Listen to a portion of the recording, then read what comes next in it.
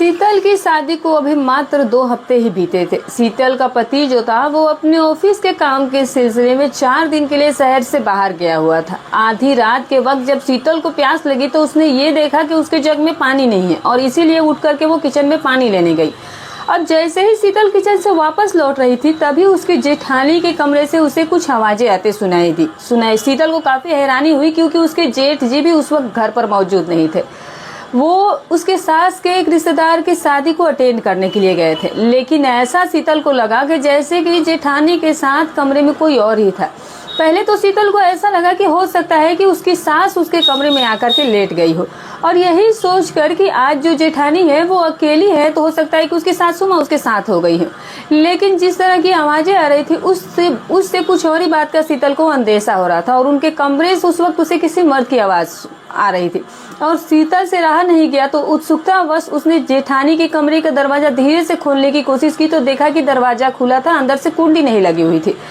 शीतल ने थोड़ा धीरे से दरवाजा खोला और फिर उसके बाद शीतल ने सामने जो नजारा देखा उसे देख करके तो शीतल के पैरों तले से जमीन खिसक गई थी। उसके हाथ से पानी का जग गिरते गिरते बचा था। शीतल ने जैसे तैसे करके खुद को संभाला और भागती हुई सीधा वो अपने कमरे में गई और फिर कमरे को अपने अंदर से बंद करके उसने कमरे की कुंडी लगा दी। अब शीतल की सांसें बहुत ही तेज चलने लगी थी। वो डर गई थी और वो तुरंत ही आकर के अपने बेड पर बैठ गई थी। अब तो शीतल को और ज्यादा तेज प्यास लग गई थी। शीतल ने बिना गिलास में पानी डाले तुरंत ही सारा का सारा पानी जो है वो उसने अपने मुंह के ऊपर उलेड़ना शुरू कर दिया। शीतल इतना ज्यादा घबराई थी कि बहुत सारा पानी तो उसने खुद के ही ऊपर गिरा लिया था। शीतल को अभी तक अपनी आंखों पर यकीन नहीं हो रहा था कि आखिर उसने आज ये क्या देख लिया था। उसकी जेठानी आखिर ऐसा कैसे कर सकती थी। दरअसल शीतल ने ये देखा था कि उसकी जेठानी जो है वो ससुर और उसका जो देवर है वो जेठानी के साथ एक साथ दो लोगों के साथ अपनी इच्छा को पूरी कर रही थी। जेठानी तो जो उसकी कर रही थी वो तो कर ही रही थी और उसका देवर और उसका ससुर भी उसके साथ पूरी तरह से अपने काम में लगे हुए थे। आखिर इस घर में ये सब क्या हो रहा था शीतल को समझ में नहीं आ रहा था। जेठानी जो थी वो जेठ को धोखा दे रही थी।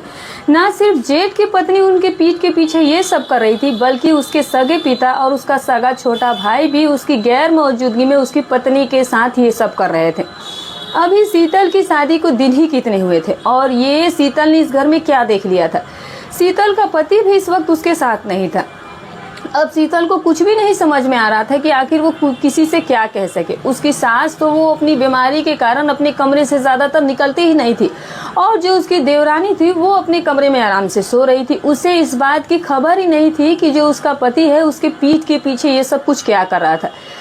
शीतल की आंखों के सामने कुछ महीने पहले का पुराना मंजर जो है वो दोबारा से तैरने लगा था जब ये लोग एक रिश्तेदार के जरिए शीतल के घर वालों से मिले थे और वहां पर उसके ससुर को वो बहुत ज्यादा पसंद आई थी।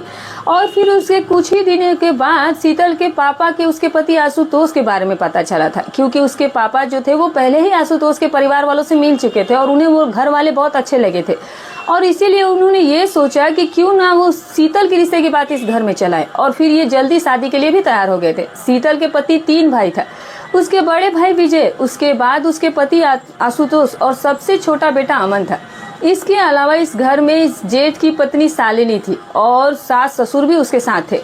इधर जब इसकी शादी आशुतोष के साथ तय हो गई तो कुछ ही दिनों के बाद उसके देवर अमन की भी शादी तय हो गई थी और इसीलिए शीतल के ससुर ने उसके सामने ये शर्त रखी कि उसके पति आशुतोष और उसके देवर की शादी एक ही दिन में की जाएगी तो फिर एक ही साथ दोनों बहुओं का स्वागत इस घर में बहुत अच्छे से हो जाएगा और बार बार शादी के इंतजामों की लेकर भी कोई झंझट नहीं होगी। शीतल के पिता को उनके सर से भी कोई दिक्कत नहीं थी और इसीलिए शीतल और उसकी देवरानी की विदाई एक ही साथ हुई थी और इस घर में इन दोनों ने एक साथ ही कदम रखा था। अभी शीतल और उसकी देवरानी की शादी को कुछ ही दिन बीते थे और शीतल यही सोच रही थी कि उसका जो देवर है वो इतना बड़ा धोखेबाज कैसे हो सकता है। ये तो कभी वो सोच भी नहीं सकती थी। शीतल की देवरानी बहुत सीधी सादी थी और अब तक तो वो अपनी जेठानी को भी बहुत सीधी मानती थी क्योंकि इन 2 हफ्तों में शीतल ने ये देखा था कि उसकी जो जेठानी है वो बहुत ही कम बोला करती थी और जैसा उसके ससुर उसे कहा करते थे वो चुपचाप सारा काम उनके मर्जी के ही हिसाब से करती थी। लेकिन शीतल को ये नहीं पता था कि उसके सीधे चेहरे के पीछे इतनी चालाक और मक्कार औरत होगी जो कि 1 नंबर की धोखेबाज औरत थी। शीतल की सास बीमार रहती है तो ये लोग उस बात का फायदा उठा रहे थे या फिर उसकी सास भी शामिल है, ये सब शीतल को नहीं पता था। शीतल को अब अपने पति की याद आ रही थी। वो यही सोच रही थी कि अगर उसका पति यहाँ पर होता तो वो अभी के अभी उसके भाई, पिता और उसकी भाभी तीनों के ही काले चेहरे को पर्दाफाश कर देती। लेकिन क्योंकि शीतल का पति यहाँ पर नहीं था तो अब शीतल को इस बात का इंतजार करना पड़ेगा कि वो पति के आने पर उनको वो सब कुछ बता सके।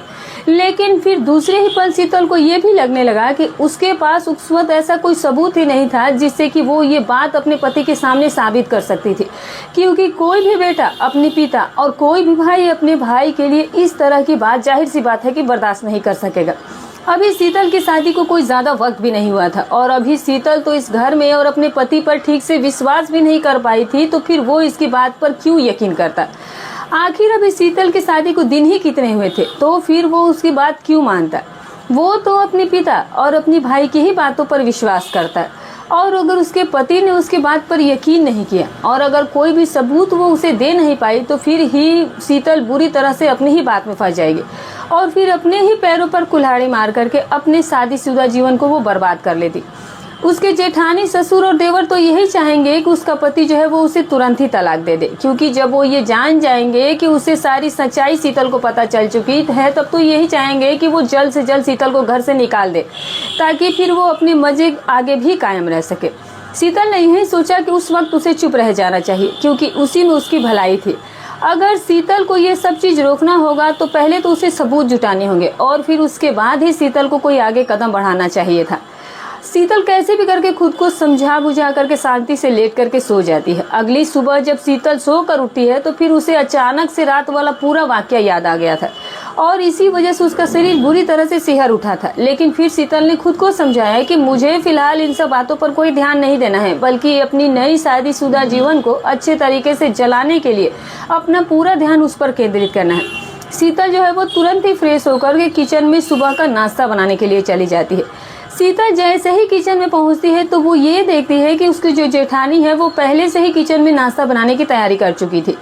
उन्होंने शीतल को देखते ही एक प्यारी सी मुस्कान दी और फिर शीतल से कहने लगी कि उठ गई, अच्छा हुआ कि तुम किचन में आ गई, वैसे भी मैं तुम्हें उठाने के ही बारे में सोच रही थी। तुम ऐसा करो कि सभी के लिए तुम जूस तैयार कर लो और तब तक ये सारा नाश्ता मैं तैयार कर देती हूँ। शीतल ने देखा तो नाश्ता जो था वो बहुत सारा तैयार करना था। शीतल ने लगा कि ये तो अकेले जेठानी के लिए बहुत ही काम हो जाएगा, तो इसीलिए उसने अपनी जेठानी से कहा कि मैं अभी जा करके देवरानी को उठा लाती हूँ, अब मैं आपका इतना सारा नाश्ता करने की वो आपकी मदद कर देगी। तभी जेठानी कहने लगी कि अरे रहने दो, क्यों बेकार में उसे परेशान करोगे, अगर वो खुद ही उठ करके आ जाएगी तो ठीक है, वरना फिर मैं पूरा नाश्ता खुद अकेले भी तैयार कर लेती हूँ। वैसे भी मुझे इन सब चीजों की अब आदत है, जब तुम लोग यहाँ पर नहीं थे तभी तो पूरा काम मैं आखिर अकेले ही करती थी, अब कम से कम तुम लोग आ गई हो तो फिर भी मुझे बहुत ज्यादा आराम हो गया है।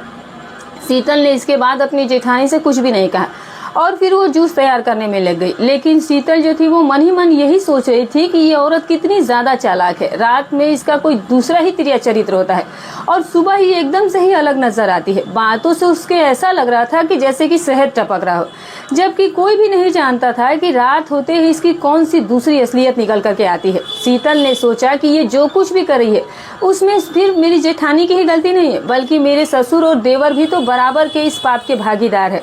लेकिन एक बात तो है कि शीतल की जेठानी और उसकी देवरानी के साथ बहुत अच्छे तरीके से पेश आते थे।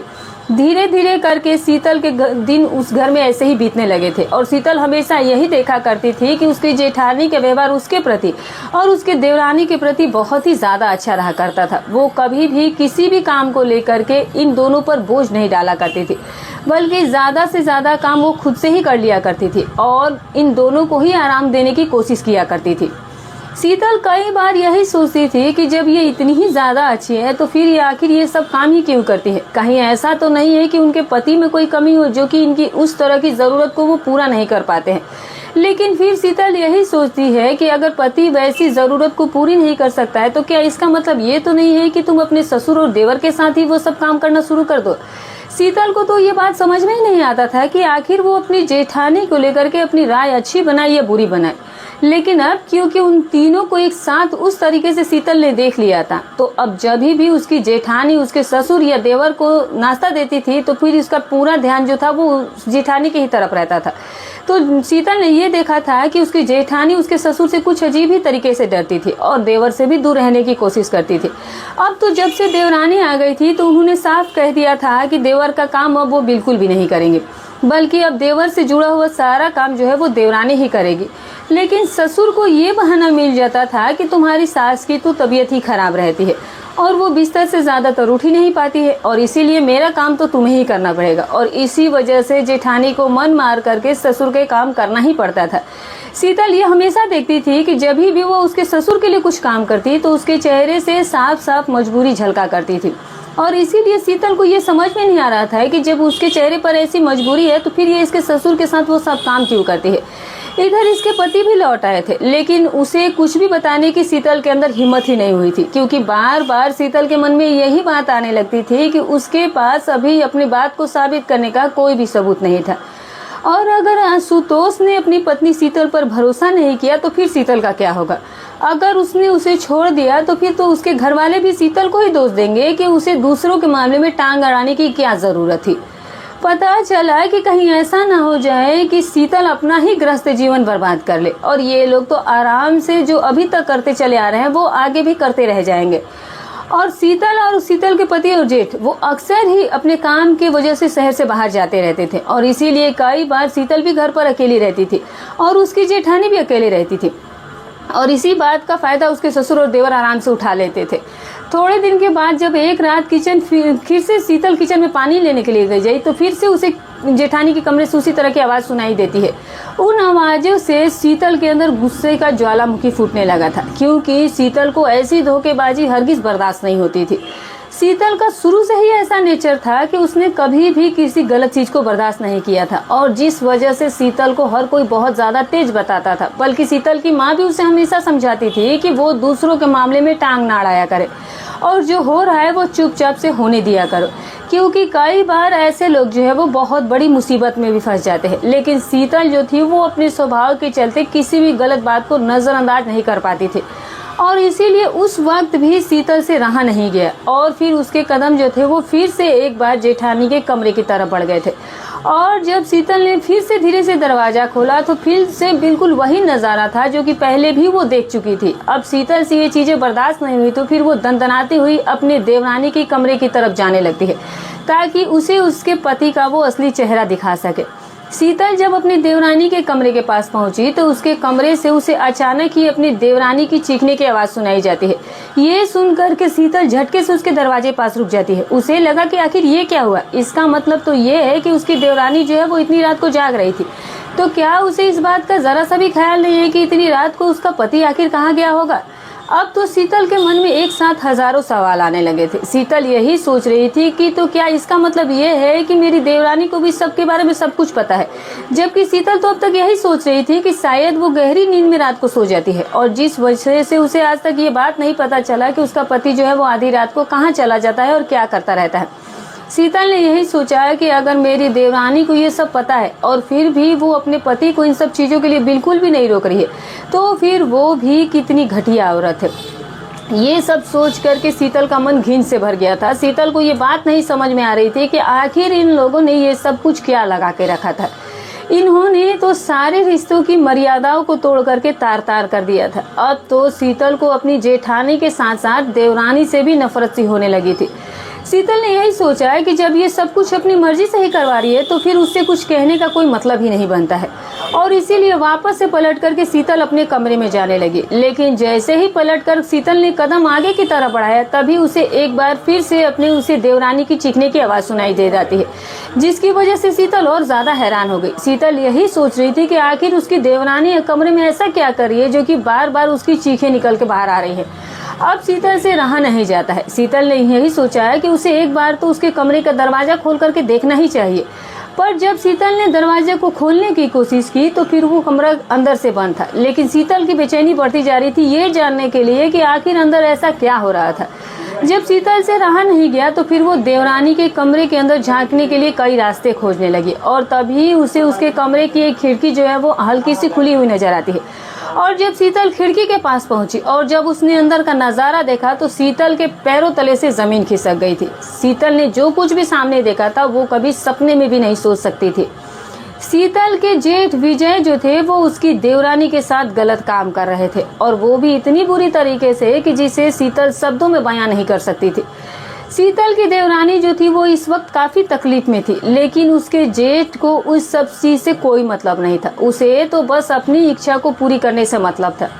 शीतल का सर जो था वो बुरी तरह से सर दर्द से फटने लगा था। अब उसे अपनी आंखों पर यकीन नहीं हो रहा था कि आखिर ये शीतल क्या देख रही थी। उसे यकीन ही नहीं आ रहा था ये घर है या फिर क्या है, और ये लोग आखिर ये सब कुछ क्या कर रहे हैं अपने ही घर में। ये क्या तमाशा इन लोगों ने उस घर में फैला रखा था।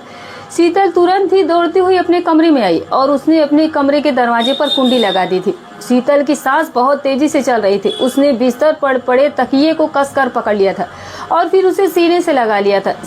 शीतल के अंदर एक भयंकर डर की लहर दौड़ गई थी। उसे ऐसा लग रहा था कि जैसे वो अब इस घर में बिल्कुल भी सुरक्षित नहीं है। आखिर इस घर में ये सब कुछ क्या हो रहा था। कोई किसी के भी साथ कुछ भी कर रहा था। यहाँ पर किसी की भी इज्जत सुरक्षित नहीं थी। वो फूट फूट करके रोने लगी और फिर ये सोचने लगी कि हे भगवान, मेरे माँ बाप ने मुझे ये कैसे घर में ब्याह दिया है। ये लोग तो इंसानियत के नाम पर भी धब्बा है। ये किसी जानवर से कम नहीं है। जैसे एक जानवर ये सब कुछ करने से पहले कुछ भी नहीं सोचता, वो किसी के भी साथ कुछ भी कर लेता है, ठीक उसी तरीके से ये लोग भी अपने रिश्तों की कोई लाज नहीं रखे हुए थे। कोई भी किसी के साथ भी कुछ भी कर रहा है और किसी का भी ज़मीर जिंदा नहीं है।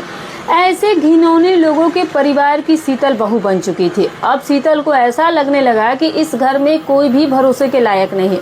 अब उसके मन में ये आने लगा कि क्या आशुतोष को इस सब चीज के बारे में पता है, या फिर जिस तरीके से शीतल अभी तक अनजान थी उसी तरीके से उसके पति भी इन सब चीजों से अनजान थे। शीतल को कुछ भी समझ ही नहीं आ रहा था। उसका जी तो ये चाह रहा था कि वो अभी के अभी पुलिस के फोन कर दे और उन्हें बुला करके इन सभी को वो पकड़वा दे। लेकिन सबसे बड़ी मुसीबत तो यही थी कि एक तो शादी के तीसरे ही दिन ये लोग अपने फार्म हाउस में ये लोग सभी को लेकर चले गए। यहाँ पर दूर दूर तक लोगों के घर नहीं बने हुए थे जो कि वो किसी से कुछ कह सके, मदद मांग सके। और दूसरा, जब शीतल नई नई ब्याह करके आई तो उसे ये बताया गया कि इस घर का ये नियम है कि इस घर की महिलाएं जो है वो अपने पास मोबाइल फोन नहीं रखती हैं, बल्कि अगर हम लोगों को किसी से कोई बात करनी होगी तो फिर हम घर में लगे लैंडलाइन का ही प्रयोग कर सकते हैं। पर लैंडलाइन तो ऐसा था कि उसे जब भी किसी को फोन करो तो ज्यादातर उसे किसी का फोन ही नहीं मिलता था। यहाँ पर नेटवर्क की बहुत ज्यादा प्रॉब्लम रहती थी, तो फिर कोई किसी से कैसे बात करेगा, क्या बात करेगा। शीतल की खुद शादी के बाद अभी तक उसके माँ बाप से सिर्फ एक ही बार बात हो पाई थी। शीतल ने कई बार आशुतोष से इस बारे में कहा भी, लेकिन वो कहने लगे कि पापा के आगे हम लोगों की नहीं चलती है और इसीलिए जो जैसा है उसे तुम्हें भी मानना पड़ेगा। उस वक्त तो शीतल को अपने ससुर के बनाए हुए इस नियम के बारे में कुछ अजीब सा नहीं लगा था, लेकिन अब शीतल को धीरे धीरे ये बात समझ में आ रही थी कि आखिर उन्होंने ऐसा नियम क्यों बना कर रखा था। और हो ना हो शहर वाले घर से ये लोग इतनी दूर यहाँ गांव के फार्म हाउस में रहने का भी शायद इन लोगों का यही मकसद रहा होगा, ताकि ये यहाँ पर अपना ये घिनौना खेल आराम से खेल सके और कोई भी उनकी असलियत के बारे में ना तो जान पाए और ना ही बहुओं में से कोई किसी से कोई मदद की गुहार लगा पाए। शीतल की जेठानी के बारे में तो उसे नहीं पता था, लेकिन उसकी देवरानी जो थी यह सब कुछ मजबूरी में ही कर रही थी। उसकी जो मजबूरी और जो उसका दर्द था वो खुद शीतल ने अपनी आंखों से देखा था। वो बुरी तरीके से तड़प रही थी और अब शीतल जो थी वो कुछ भी करके अब खुद को और अपनी देवरानी को इस जाल से बचाना चाहती थी। इन दिनों काफी ज्यादा सर्दियां थी, लेकिन घबराहट के मारे शीतल के माथे पर पसीना आ गया था। शीतल को अभी भी कोई रास्ता नहीं सूझ रहा था जिससे कि वो खुद को और अपनी देवरानी को बचा सकती। और फिर शीतल ने ये सोचा कि ये सब तो अपनी अपनी गंदे कामों में बिजी है। उसके पास यही सही मौका है कि जब वो अपने घर पर फोन करके सब कुछ सभी को बता दे। फिर तुरंत ही शीतल चुपके से अपने कमरे से बाहर निकली और सीधे लैंडलाइन के पास पहुंची। लेकिन तकरीबन 15 मिनट तक लगातार फोन ट्राई करने के बाद भी शीतल निराश थी, क्योंकि फोन अभी भी नहीं लग रहा था। शीतल ने गुस्से में आकर के फोन को पटक कर रख दिया और फिर तुरंत ही अपने कमरे में आकर के कमरे को अंदर से अच्छे से बंद कर लिया था, क्योंकि अब इस घर में कोई भी शीतल के भरोसे के लायक नहीं था। अब शीतल को सिर्फ और सिर्फ अपने पति के आने का इंतजार था। उसकी आखिरी उम्मीद अब उसका ही पति था। पूरी रात शीतल जो है वो बेचैनी में ही बिता देती है और सुबह के कहीं सुबह के करीब जाकर उसे आंख लगी थी, लेकिन फिर थोड़ी ही देर बाद वो उठ करके बैठ गई थी। सुबह जब ये शीतल किचन में गई थी, सब कुछ बहुत ही नॉर्मल सा लग रहा था। ऐसा बिल्कुल नहीं लग रहा था कि इस घर में इतना भयंकर खेल खेला जा रहा था। हर कोई जो था वो अपने अपने काम में बिजी था। बस शीतल की देवरानी ही उसे नहीं दिख रही थी। शीतल ने उसके लिए नाश्ता एक प्लेट में लगाया और फिर उसके कमरे में उसे लेकर के गई। जब शीतल अपनी देवरानी के कमरे में पहुंची तो वो डरी सहमी अपने बिस्तर पर बैठी हुई थी। उसके शरीर पर काफी सारे चोट के भी निशान दिखाई दे रहे थे। शीतल ने उससे जैसे ही ये पूछा कि ये क्या हुआ, तो फिर वो बुरी तरह से डर गई और घबरा गई और कहने लगी कि दरअसल कल मैं बाथरूम में मेरा पैर फिसल गया था और फिर मैं 2-3 जगह टकरा कर गिर गई थी और इसी वजह से मेरे शरीर में इस तरह की चोटें आ गई थी। शीतल ने मन ही मन ये सोचा कि इसको ये लग रहा है कि जैसे कि मुझे कुछ पता ही नहीं है, लेकिन ये कुछ नहीं जानती है कि मैं वो सब कुछ अपनी आंखों से पहले ही देख चुकी हूँ। शीतल से रहा नहीं जाता है और फिर शीतल ने तुरंत ही अपनी देवरानी से कहा कि तुम्हें मुझसे झूठ बोलने की कोई ज़रूरत नहीं है। मेरी ये बात सुनकर शीतल की बात सुनकर के वो उसकी तरफ बड़ी बड़ी आंखें करके देखने लगी। शीतल ने कहा कि मुझे अच्छी तरीके से पता है कि कल रात को तुम्हारे साथ क्या हुआ था। कल जेठ जी तुम्हारे कमरे में आए थे। तो वो कहने लगी कि नहीं नहीं दीदी, ऐसी कोई बात नहीं। और फिर अचानक से वो काफ़ी ज़्यादा उदास हो गई और फिर वो तुरंत ही फट पड़ी थी।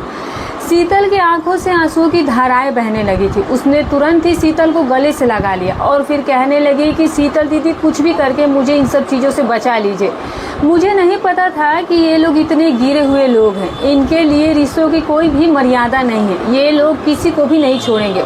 शीतल ने उसे थोड़ा सा शांत कराया और फिर उसे भरोसा दिलाया कि तुम बिल्कुल भी फिक्र मत करो, मैं इन लोगों को वैसे भी नहीं छोड़ने वाली है। और फिर देवरानी उसे कहने लगी कि क्या इनमें से किसी ने आपके भी साथ? तो शीतल ने कहा कि अगर मेरे साथ किसी ने भी कुछ गलत किया होता तो मैं अब तक उसकी जान ले लेती, लेकिन मेरे साथ अभी तक ऐसा कुछ भी नहीं हुआ है। शायद इसीलिए क्योंकि मेरे पति जो है वो इन सब में शामिल नहीं है। तुम्हारा पति जो है वो इसमें शामिल है और इसीलिए उसने तुम्हारे साथ वो सब करने की इजाज़त जेठ को भी दे दी है। तो अभी देवरानी ने शीतल ने कहा कि तुमने जेठ को अपने कमरे में लेकिन आने क्यों दिया? तुमने खुद को बताने की क्यों नहीं कोशिश की? और शीतल की बात सुनकर उसकी देवरानी कहने लगी कि दीदी, पहले तो मुझे ये सब कुछ पता ही नहीं था कि मेरा पति जो है वो जेठानी जी के साथ ऐसा सब कुछ करता है, क्योंकि अब तक वो मुझे दूध में नींद की गोलियां मिलाकर दे रहा था, जिस वजह से मैं रात को गहरी नींद में सो जाती थी और मुझे कुछ पता ही नहीं चलता था कि मेरा पति जो है वो आधी रात को कहाँ जाता है और क्या करता है। लेकिन कल रात जब अमन ने मुझे दूध पीने के लिए दिया था तो फिर अचानक से उस दूध में मक्खी गिर गई थी। तो मैंने ये सोचा कि अगर मैं अमन से कहूँगी तो फिर वो दूसरा दूध मेरे लिए बना करके ले आएंगे, लेकिन क्योंकि कल मेरा मन भी थोड़ा ठीक नहीं था और मैं दूध पीना भी नहीं चाहती थी और इसीलिए मैंने चुपके से वो दूध फेंक दिया और फिर उसे बिना पिए ही चुपचाप से लेट करके सो गई थी। आधी रात के समय मुझे हल्की हल्की सी आवाज़ सुनाई दी थी और जब मैंने पलट कर देखा तो देखती हूँ कि अमन जो है वो कमरे से कहीं बाहर जा रहे थे। पहले तो मैं कुछ देर लेट कर उनका इंतज़ार करने लगी। मुझे लगा कि हो सकता है कि वो किचन में पानी पीने के लिए गए हो, लेकिन काफ़ी देर के बाद जब वो लौट करके नहीं आए तो फिर मैंने ये सोचा कि मैं खुद ही जा करके देखती हूँ। जब मैं किचन में गई तो फिर वहाँ पर अमन थे ही नहीं और ये देख करके मैं बहुत हैरान रह गई थी। और फिर मुझे ऐसा लगा कि हो सकता है कि अमन ड्राइंग रूम में गए हों और जब मैं ड्राइंग रूम में गई तो मैंने देखा कि वहाँ पर तो जेठ जी लेटकर सोए हुए थे। अब ये देख करके मैं बहुत ज़्यादा हैरान हुई थी कि आखिर जेठ जी अपने कमरे को छोड़ करके ड्राइंग रूम में क्यों सो रहे हैं। मुझे तो कुछ समझ ही नहीं आ रहा था कि आखिर ये सब माजरा क्या था। मैंने फिर ये सोचा कि क्या जेठ जी की जेठानी जी से लड़ाई हो गई होगी, शायद इसी वजह से वो नाराज़ होकर के ड्राइंग रूम में लेटे हुए होंगे। और मैं यही सब सोचते हुए वापस से अपने कमरे की तरफ बढ़ने लगी कि तभी मुझे जेठानी के कमरे से कुछ अजीब सी आवाज़ सुनाई दी थी और जिन्हें सुन करके मैं उनके कमरे की तरफ गई थी। और जब मैंने उनके कमरे का दरवाज़ा खोला तो सामने जो कुछ भी देखा उसे देख करके तो मेरी हैरानगी की कोई सीमा ही नहीं रह गई थी। मैंने जैसे ही वो सब कुछ देखा और गुस्से से अमन के ऊपर चिल्लाई तो फिर अमन ने तुरंत ही आकर के मेरा मुंह कस करके पकड़ लिया था और फिर मुझे घसीट कर मुझे कमरे में लेकर गया और मेरे एक साथ कई सारे थप्पड़ उसने मेरे गाल पर जड़ दिए। मैंने जब कहा कि तुम मेरे साथ ऐसा कैसे कर सकते हो, तुम मेरे पीठ के पीछे मुझे धोखा दे रहे थे, तो वो बहुत ही बेशर्मी से हंसने लगा और फिर ये कहने लगा कि मेरा जो दिल करेगा मैं वही करूँगा। और अब ये अच्छा ही हुआ कि तुम्हें सब कुछ पता चल गया, क्योंकि मैं अपने भाई को अब और इंतज़ार नहीं करवाना चाहता था।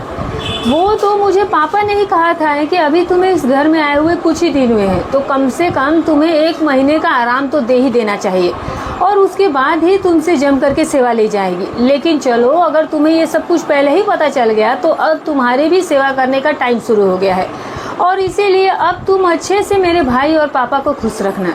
अमन के मुंह से ये बात सुनकर तो जैसे कि मेरे ऊपर बिजली ही गिर गई थी। मैंने अमन से कहा कि तुम्हें शर्म नहीं आती? मैं तुम्हारी पत्नी हूँ और तुमने मेरी इज्जत की रक्षा करने का वचन दिया है और तुम मेरे साथ ऐसा बिल्कुल भी नहीं कर सकते हो। तभी मेरा पति मुझसे कहने लगा कि ये सब की फालतू की बातें मुझसे मत करो, बल्कि अपना पत्नी धर्म मेरे प्रति निभाओ। मैं तुम्हारा पति हूँ और जैसा मैं कहता हूँ चुपचाप बस तुम वैसा करती जाओ, वरना फिर तुम्हारे साथ बहुत ही ज़्यादा बुरा होगा। और फिर अमन ने तुरंत ही मेरे दोनों हाथों को एक कपड़े से बांध दिया और 5 मिनट के बाद ही जेठ जी अपने चेहरे पर एक घिनौनी मुस्कान लिए कमरे में आ गए थे। और फिर उन्होंने मेरे साथ जो कुछ भी किया वो तो आप पहले ही देख चुकी थी। मैंने उनके आगे बहुत हाथ पैर जोड़े थे, उन्हें रिश्तों का भी वास्ता दिया था। मैंने उनसे ये भी कहा कि आप मेरे बड़े भाई के समान हैं, लेकिन उन्हें किसी भी चीज़ से कोई फ़र्क नहीं पड़ा था। मैं उनसे अपनी इज्जत की भी भीख मांगती रही, लेकिन उन्हें मुझ पर कोई दया नहीं आई और ना ही उन्हें मेरे दर्द और तकलीफ से कोई फ़र्क पड़ रहा था, बल्कि उन्हें तो मेरे साथ वो सब कुछ करते हुए और ज़्यादा मज़ा आ रहा था। और इसीलिए उन्होंने मेरी एक नहीं सुनी और उन्हें जो कुछ कर गुजरना था वो सब कुछ मेरे साथ किया। अपनी देवरानी की बात सुनकर के शीतल का गुस्से से खून खौल उठा था। शीतल ने कहा कि मैं इन लोगों को छोड़ूंगी नहीं और मुझे तो जेठानी जी पर भी बहुत ज़्यादा गुस्सा आ रहा था कि वो भी एक औरत होकर इस सब में मिली हुई है। शीतल की देवरानी जो है वो तुरंत ही एक बार फिर से शीतल के गले लग करके उसे कहने लगी कि अब आप कुछ भी करिए, लेकिन खुद को और मुझे इस दलदल से कैसे भी बाहर निकाल लीजिए। तभी शीतल ने कहा कि तुम बिल्कुल भी फिक्र मत करो, आज आशुतोष वैसे भी वापस आने वाले हैं, उनके आते ही मैं इन सबको सबक सिखाऊंगी और सबको एक साथ जेल पहुंचा दूंगी। शाम को जैसे ही शीतल का पति आशुतोष वापस लौटा, शीतल ने तुरंत ही उसे सब कुछ बता दिया। उसकी बात सुनकर के आशुतोष की आंखें जो थी वो गुस्से से लाल हो गई थी। पहले तो वो अपनी पत्नी की बात पर यकीन ही नहीं कर रहा था और इसीलिए शीतल ने तुरंत ही उसे अपनी देवरानी के पास लेकर के गई। मैंने कहा कि अगर तुम्हें मेरी बातों पर यकीन नहीं आ रहा तो फिर तुम अपनी देवरानी से ही पूछ लो, इसके ऊपर तो सब कुछ बीती हुई है, तो फिर भला ये क्यों झूठ बोलेगी। और इसके शरीर पर जो ये चोट के निशान पड़े वो इसके साथ जो भी ज्यादती हुई है उसकी चीख चीख करके गवाही दे रही है। अब शीतल की देवरानी ने भी रो रो करके आशुतोष को सब कुछ बता दिया, जिसे सुनकर के आशुतोष के गुस्से का ज्वालामुखी फूट पड़ा था। उसने तुरंत ही देवरानी से कहा कि तुम अभी के अभी मेरे साथ चलो, आज मैं इन लोगों में से किसी को नहीं छोड़ूंगा। और आशुतोष ने शीतल का भी हाथ पकड़ा और फिर ये तीनों ही तुरंत ही ड्राइंग एरिया के पास पहुंच गए। आशुतोष ने चिल्ला चिल्ला करके शीतल के ससुर जेठ और देवर को बाहर बुलाया। आशुतोष की इतनी तेज और भयंकर आवाज़ सुनकर के तीनों ही बुरी तरह से घबराए हुए दौड़ते हुए आए और शीतल के ससुर कहने लगे कि आशुतोष क्या हो गया, ये तुम पागलों की तरह क्यों चिल्ला रहे हो। आशुतोष ने कहा कि ये सब कुछ क्या हो रहा है इस घर में, आप लोग इतनी बड़ी गलती कैसे कर सकते हैं। आशुतोष की बात सुन करके वो तीनों ही एकदम से ही असमंजस की स्थिति से इन तीनों को देखने लगे। आशुतोष ने कहा कि शीतल ने तुम सबको इस तरह की हरकत करते हुए देख लिया था और उसने मुझे सब कुछ बता भी दिया है। अब ये सुन करके शीतल के ससुर देवर और जेठ जो थे वो हैरानी भरी नज़रों से शीतल की ओर देखने लगते हैं। शीतल ने तुरंत ही कहा कि हाँ, आप लोगों की गिरी हुई हरकत जो है वो मैंने अपनी आंखों से देखा है और अब मैं और आशुतोष आप तीनों को नहीं छोड़ेंगे। अब आप तीनों को अपने बुरे कर्मों की सजा भुगतनी ही पड़ेगी और आपको अब जेल भी जाना होगा। शीतल का देवर तुरंत ही आशुतोष के आगे हाथ जोड़ते हुए कहने लगा कि भैया मुझे माफ़ कर दो, मुझे तो इन सब चीज़ों के बारे में कुछ पता ही नहीं था। आशुतोष ने तुरंत ही आगे बढ़कर अमन के चेहरे पर एक जोरदार तमाचा मारा था और फिर ये कहा कि तुम लोगों से इतनी बड़ी गलती आखिर हो कैसे गई, इस औरत ने सब कुछ आखिर देख कैसे लिया और तुम लोगों को कुछ पता भी नहीं चला। अगर इतने समय के बीच में ये पुलिस को फ़ोन कर देती तो फिर तुम लोग जानते भी हो कि हम सबका क्या अंजाम होता। आशुतोष के मुंह से ये शब्द सुन करके शीतल की देवरानी और शीतल दोनों के ही सर पर जैसे आसमान सा गिर पड़ा था। शीतल ने तुरंत ही चिल्ला करके आशुतोष से कहा कि तुम ये क्या कह रहे हो। आशुतोष ने पलट कर शीतल के गाल पर एक झन्नाटेदार थप्पड़ मारा और कहने लगा कि औरतों को सर पर नहीं चढ़ाना चाहिए, वो पैर की जूती होती है और इसीलिए वो पैरों में ही शोभा देती है और इसीलिए अपनी आवाज़ मेरे सामने नीचे रख करके बात करो। शीतल की देवरानी ने तुरंत कहा कि भैया आप ये कैसी बातें करें, ये क्या करें। आशुतोष उस पर भी चिल्लाया कि तुम भी अपना मुंह बंद रखो, वरना एक थप्पड़ अभी तुम्हारे भी गाल पर रखेगा। उन्होंने तुरंत ही पलटकर अमन से कहा कि तुम्हारी ये बीवी जो है वो तुम्हारे कब्जे से बाहर निकल चुकी है। इसने भी शीतल को सब कुछ बता दिया। आखिर इसमें इतनी हिम्मत कहाँ से आ गई कि इन दोनों के बीच में इतनी सारी बातें हो गई और तुम लोगों को कुछ पता भी नहीं चला। आशुतोष ने तुरंत ही एक बार फिर से शीतल पर हाथ उठाने के लिए अपना हाथ उठाया था कि तभी शीतल की जेठानी ने उसे पकड़ करके पीछे कर दिया था और वो उनके सामने हाथ जोड़ करके कहने लगी कि आप लोग इन दोनों को माफ़ कर दीजिए, ये दोनों नादान हैं, इन दोनों को इस घर के नियम और कायदे कानून नहीं पता है और बस इसीलिए इनसे ये गलती हो गई है। लेकिन अब आइंदा दोबारा से ऐसी ये कोई गलती नहीं करेंगी। मैं इन दोनों को बहुत अच्छे तरीके से समझा दूँगी। अगर मुझे पहले पता होता है कि ये लोग सब जान चुके हैं तो फिर मैं कम का इन्हें सब कुछ समझा चुकी होती, लेकिन मुझे इस बारे में नहीं पता था और इसीलिए मैं तुम लोगों के सामने हाथ जोड़ती हूँ, प्लीज़ इन सबको माफ़ कर दो। शीतल फटी फटी आंखों से ये सारा नज़ारा देख रही थी। शीतल को तो कुछ समझ ही नहीं आ रहा था कि आखिर ये हो क्या रहा था, आखिर यहाँ पर कौन गलत है और कौन सही है। शीतल अपने पति को अब तक सही समझ रही थी, लेकिन उसका पति तो खुद भी इन सब चीज़ों में शामिल था और शीतल की जेठानी जिसे वो गलत समझ रही थी वो आज खुद ही इन दोनों की ढाल बन करके इन दोनों के सामने खड़ी थी। शीतल की जेठानी ने तुरंत ही शीतल और उसकी देवरानी का हाथ पकड़ा और फिर उसे अपने कमरे में ले जाती है और फिर कमरे का दरवाज़ा वो अंदर से बंद कर देती है। शीतल की देवरानी तो लगातार रोए ही जा रही थी और शीतल तो जैसे कि सदमे में ही चली गई थी। तभी उसकी जेठानी ने उन दोनों को समझाया कि इस घर में ये जो गंदा खेल है वो शुरू से ही चला आ रहा है। शीतल ने अपनी जेठानी से कहा कि आखिर आप कहना क्या चाहती हैं। तभी वो आंखों में आंसू लिए शीतल से ये कहने लगी कि शीतल 3 साल पहले मैं भी अपनी आंखों में सपने संजोए हुए इस घर में बहू बन करके आई थी। मैंने अपनी शादी को लेकर के बहुत सुंदर सुंदर सपने भी देखे थे, लेकिन वो कुछ ही महीनों में टूट करके चकनाचूर हो गए थे। शुरुआत में मैंने भी इन सब चीज़ों का काफ़ी विरोध किया था, लेकिन फिर जब मुझ पर हद से ज़्यादा अत्याचार हुए तो फिर उनको झेल पाना अब मेरे लिए बहुत मुश्किल हो गया था। और तो और मेरी तो किस्मत इतनी ख़राब थी कि मैं यहाँ ये सब छोड़ करके कहीं जा भी नहीं सकती थी, क्योंकि मेरा तो इस दुनिया में कोई सहारा भी नहीं बचा था। माँ बाप जो थे वो मेरे बचपन में ही ख़त्म हो गए थे। जैसे तैसे करके मेरे भैया भाभी ने मजबूर होकर मुझे अपने पास रखा हुआ था और फिर उसके बाद मेरी शादी जो है वो एक जल्दबाजी में इस घर में करवा दी गई थी और मुझसे अपनी जान मेरे भैया भाभी ने छुड़ा ली थी। तो शादी के बाद तो मैं सपने में भी ये नहीं सोच सकती थी कि मेरे भैया भाभी मेरा साथ देंगे, क्योंकि जैसे ही मेरी शादी हुई उन्होंने मुझसे अपना मतलब जो है वो पूरी तरीके से ख़त्म ही कर लिया था और इसीलिए मेरे सामने और कोई रास्ता भी नहीं बचा था सिवाय इसके कि मैं इन लोगों की ये सारी मनमानियाँ झेलती रहूँ। शीतल ने अपनी जेठानी से ये कहा कि और क्या हमारी सास भी हम इन सब में मिली हुई है। तो फिर जेठानी कहने लगी कि सास तो शुरू से ही बीमार रहती थी। जब मेरे साथ ये सब कुछ होना शुरू हुआ था तो फिर मैंने उनसे कहा और उन्होंने मेरा साथ भी दिया, लेकिन ससुर ने मेरी सास को भी नहीं छोड़ा।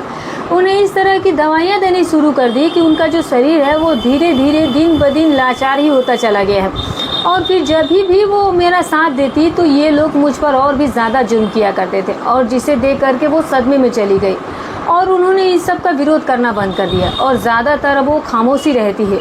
और मैंने भी इसे अपनी किस्मत समझ करके स्वीकार कर लिया और जो जैसा चल रहा था अब वैसा ही चलने भी दिया। तुमने भी देखा होगा कि हमारी जो सास है वो ज़्यादातर अपने ही कमरे में रहती है और किसी से ज़्यादा बात भी नहीं करती है, क्योंकि उन्हें भी इन सब से काफ़ी ज़्यादा गहरा समा पहुंचा है और जिसकी वजह से आज उनकी ऐसी हालत बिगड़ गई है। लेकिन इन सब को इस चीज़ों से कोई लेना देना नहीं है। जैसा इनका बाप है वैसे ही ये सब भी बन चुके हैं। इनके अंदर से भावनाएं, इंसानियत सब कुछ खत्म हो चुकी है और इसीलिए मैं तुमसे यही कहूँगी कि हमारे सामने उनकी बात मानने के अलावा हमारे पास कोई भी चारा नहीं है, क्योंकि यहाँ से इन लोगों से बच कर निकल पाना नामुमकिन के बराबर है।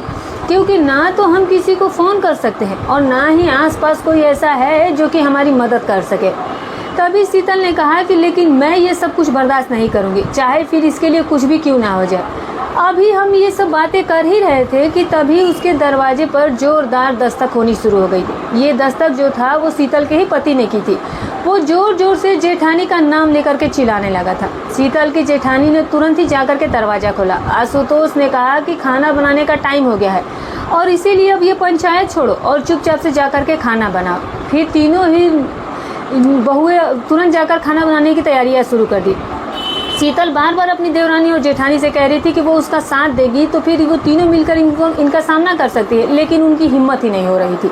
वो इतना ज़्यादा डर चुकी थी कि उनके खिलाफ वो खड़ी होना ही नहीं चाहती थी, और उनका साथ ना मिल पाने की वजह से शीतल भी अपना कदम जो थी वो आगे नहीं बढ़ा पा रही थी, क्योंकि भला अकेली शीतल इन सब का सामना कैसे कर सकती थी। शीतल को भी तो किसी की साथ की ज़रूरत थी।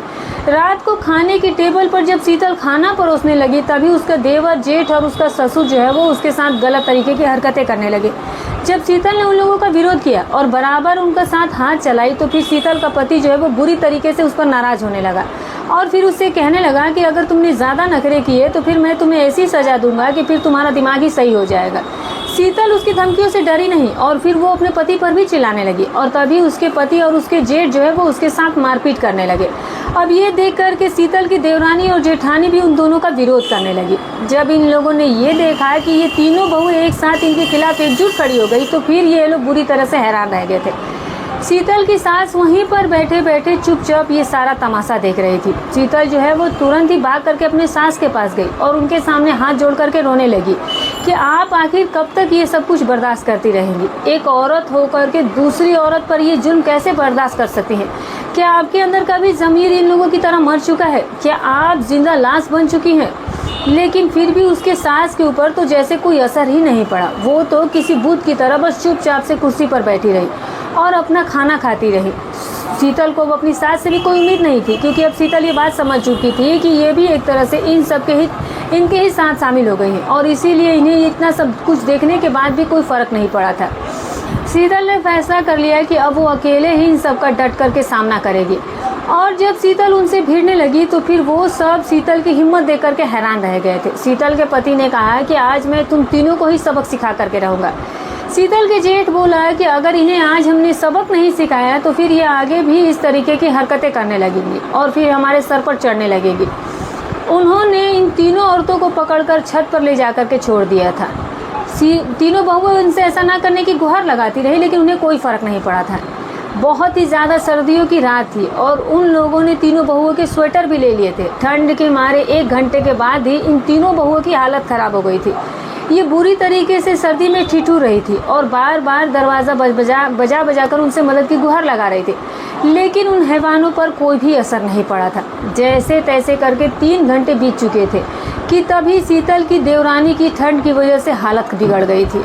तीनों ही बहुएं एक दूसरे से सट करके बैठी हुई थी, लेकिन फिर भी इन तीनों की इतनी ज़्यादा ठंड लग रही थी कि उनका पूरा शरीर जो था वो कपकपा रहा था, और रात थी कि बीतने का नाम भी नहीं ले रही थी।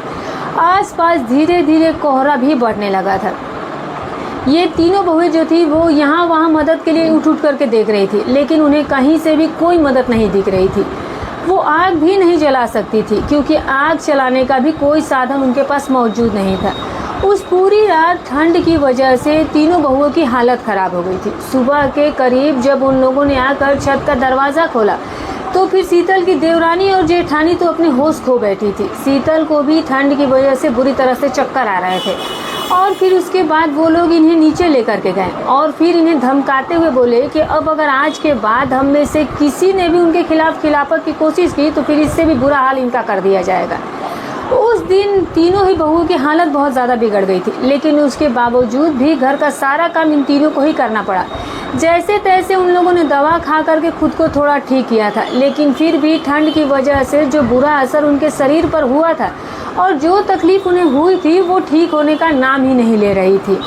उसके बाद जैसे ही अब रात होने का समय हुआ, तभी शीतल के पति ने उन तीनों के सामने ये फरमान सुना दिया कि आज की रात वो चारों लोग एक साथ शीतल के साथ वो सब कुछ करेंगे जो अब तक उसकी जेठानी और देवरानी के साथ होता आया है। ये सुनकर शीतल गुस्से से उसके ऊपर चिल्लाई। उसने कहा कि तुम सब कितने घटिया हो, और जिसका नतीजा ये हुआ कि एक बार फिर से शीतल को अपनी पति के मारपीट का सामना करना पड़ा। शीतल की जेठानी ने तुरंत ही रोकर आशुतोष के सामने हाथ जोड़े और कहने लगी कि वो इसके साथ ऐसा ना करे, क्योंकि इस वक्त शीतल की हालत ख़राब थी। कम से कम कुछ दिनों का वक्त तो वो लोग उसे दे दे। लेकिन शीतल के पति पर तो जैसे जानवर सवार हो गया था। वो किसी भी तरीके से बस शीतल को सबक सिखाना चाहता था, और इसीलिए उसने अपनी पत्नी की एक भी ना सुनी और बस खाना खाने के बाद वो चारों के ही चारों डाइनिंग एरिया से ही अपने खेल शुरू कर दिए और फिर उन्हें घेर करके वो शीतल को कमरे के अंदर ले जाने लगे। आखिर शीतल अकेली उनका सामना कैसे कर सकती थी। शीतल की जेठानी और देवरानी उसे बचाने की पूरी कोशिश कर रही थी, लेकिन वो भी उनके सामने टिक नहीं पाई थी। वो बुरी तरीके से रो रही थी, चिल्ला रही थी, लेकिन वहाँ पर कोई था ही नहीं जो कि इनकी पुकार सुन सकता। थोड़ी ही देर के बाद शीतल जो थी वो उन चारों लोगों के बीच में घिरी हुई बैठी थी और वो हाथ जोड़कर उनसे खुद को छोड़ देने की गुहार लगा रही थी, लेकिन उनके चेहरे पर जो राक्षसी हंसी थी वो शीतल को पहले से ही ये बता रही थी कि उन्हें शीतल पर ज़रा सा भी रहम नहीं आने वाला है। और फिर उसके बाद शीतल के ससुर ने उसकी साड़ी पकड़ी और उसे खींचना शुरू कर दिया। शीतल अभी भी अपने पति को उसके पति धर्म को याद दिला रही थी, लेकिन उसे तो जैसे कि कोई फ़र्क ही नहीं पड़ रहा था। अब शीतल के पास भगवान को याद करने के अलावा और कोई चारा नहीं बचा हुआ था। शीतल ने अपनी आंखों को बंद किया और फिर अपने भगवान को याद करने लगी और उनसे गुहार लगाने लगी कि आज चाहे कुछ भी हो जाए, किसी भी हाल में वो उसे इस दरिंदों से बचा ले। और इसके बाद जैसे ही शीतल को उन्होंने बिस्तर पर धक्का दिया और वो सब कुछ उसके साथ करना शुरू किया, तभी दरवाजे पर एक जोरदार आवाज़ हुई थी और उस कमरे का दरवाज़ा टूट गया था। सभी के सभी लोग चौंक गए थे कि आखिर ये सब कुछ क्या हो गया। और जब शीतल ने सामने देखा तो उसके सामने पुलिस खड़ी थी। पुलिस को देखते ही शीतल को जैसे उसके शरीर में जान सी लौट आई थी। शीतल ने तुरंत ही अपने कपड़े ठीक किए और फिर पुलिस ने अंदर आते ही उन चारों को गिरफ्तार कर लिया। शीतल जब बाहर निकल कर आई तभी उसकी देवरानी और जेठानी जो थी वो अभी भी बदहवासी खड़ी थी और उनमें से किसी को ये बात नहीं समझ में आ रहा था कि आखिर जो पुलिस है वो यहाँ पर कैसे आ गई थी। वो चारों दरिंदे भी एक दूसरे का मुंह देख रहे थे और सवालिया नज़रों से देख रहे थे कि आखिर पुलिस को ये सब कुछ पता कैसे चला। शीतल ने तुरंत ही पुलिस को सब कुछ बता दिया कि ये लोग जो है वो किस तरह का घिनौना खेल इस घर में रच रहे थे। शीतल ने पुलिस वालों को पूछा कि आप लोगों को इन सब चीज़ की खबर कैसे लगी, तो वो ये कहने लगे कि इसके लिए तो आपको अपनी सास का धन्यवाद कहना चाहिए, क्योंकि उन्होंने ही सही वक्त पर हमें फ़ोन करके सब कुछ बता दिया था। अगर हमें थोड़ी भी देर हो जाती तो ना जाने आज आपके साथ ये लोग क्या करते। शीतल, उसकी जेठानी और उसकी देवरानी, यहाँ तक कि वो चारों भी, ये सभी लोग जो थे वो बुरी तरीके से उसकी सास का नाम सुनकर के चौंक गए थे। शीतल को तो यकीन ही नहीं हो रहा था कि उसकी सास ने पुलिस को बुला करके उसकी ज़िंदगी को बचा लिया था। शीतल तुरंत ही दौड़ करके अपने सास के पास गई और उनके पैर पकड़कर रोने लगी। उसकी सास ने उसके सर पर हाथ फेरा और कहा उन्होंने कि बेटी, मैं जिंदा लाश नहीं हूँ, लेकिन ये सब कुछ देख देख करके मैंने खुद को जिंदा लाश बना लिया था, लेकिन आज तेरा दर्द देख करके मैं खुद को रोक ना सकी। और फिर भगवान से प्रार्थना करने लगी कि आखिर वो मुझे कोई तो रास्ता दिखाए। और आज मेरी प्रार्थना जो है वो ऊपर वाले ने भी स्वीकार कर ली। आज जब मेरा पति कमरे से बाहर तुम्हारे साथ वो सब कुछ करने के लिए गया था तो गलती से उसका जो मोबाइल फ़ोन था वो इसी मेरे ही पास छूट गया था, और जब मैंने देखा तो फिर तुरंत ही पुलिस को फ़ोन करके सब कुछ बता दिया। इतने सालों से मैं अपनी बड़ी बहू के साथ ये सब कुछ होते हुए देखती आ रही थी, लेकिन मुझे कभी भी ऐसा मौका नहीं मिल पाया कि मैं उसकी ज़िंदगी बचा सकूं। लेकिन आज जब मुझे ये मौका मिला तो फिर मैंने अपनी बेटियों को बचाने का फ़ैसला कर लिया था। और इसके बाद पुलिस जो है वो उन सभी को पकड़ कर ले गई और उसके बाद तीनों बहुओं की गवाही के आधार पर उन चारों को सज़ा भी हो गई। आज शीतल का, उसकी देवरानी और उसकी जेठानी का, उन तीनों का ही पतियों से अब तलाक हो चुका है और शीतल की अब दूसरी शादी करवाने के लिए उसके माता पिता जो है वो उसके लिए लड़का ढूंढ रहे हैं। और उसकी देवरानी की तो दूसरी शादी हो भी चुकी है और उसकी जो जेठानी है उसका इस दुनिया में कोई भी नहीं था और वो उसकी सास को अकेला भी नहीं छोड़ना चाहती थी।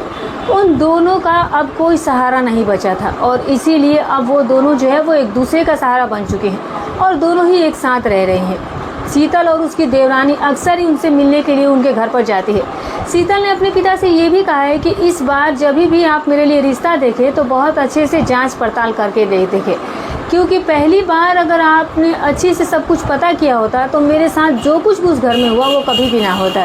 इस दुनिया में कैसे कैसे लोग और परिवार है, हम इसकी कल्पना भी नहीं कर सकते हैं, तो इसीलिए सावधानी बरतनी बहुत ज़्यादा ज़रूरी है। दोस्तों, शादी का फ़ैसला जो है वो बहुत ही सोच समझ करके लेना चाहिए, क्योंकि ये ज़िंदगी भर का फ़ैसला होता है। अक्सर शुरुआत में सब कुछ बहुत ही अच्छा लग रहा होता है, लेकिन कौन कैसा है ये तो कुछ दिन बीतने के बाद ही पता चलता है। इसीलिए किसी से भी रिश्ता जोड़ने से पहले उनकी जांच परख करने में कोई भी जल्दबाजी ना करें। तो दोस्तों, आपको शीतल के द्वारा बताई गई ये कहानी कैसी लगी कमेंट करके ज़रूर बताइएगा और प्लीज़ दोस्तों इस कहानी को ज़्यादा से ज़्यादा शेयर कीजिएगा। तो दोस्तों ये रही कहानी, आपको कैसी लगी कमेंट के ज़रूर बताइएगा, एक लाइक ज़रूर दे दीजिएगा। दोस्तों बहुत मेहनत से मैंने आपके लिए ऐसी वीडियो लाई है जो सीख देने वाली भी है, मनोरंजक भी है और जो आपको यकीनन पसंद आई होगी। तो जो भी रहा हो कमेंट करके बताइएगा, एक लाइक कर दीजिएगा, चैनल पर नए तो सब्सक्राइब कर लीजिएगा। फिर मिलूंगे कल एक और नई वीडियो के साथ, तब तक अपना और अपने परिवार का ख्याल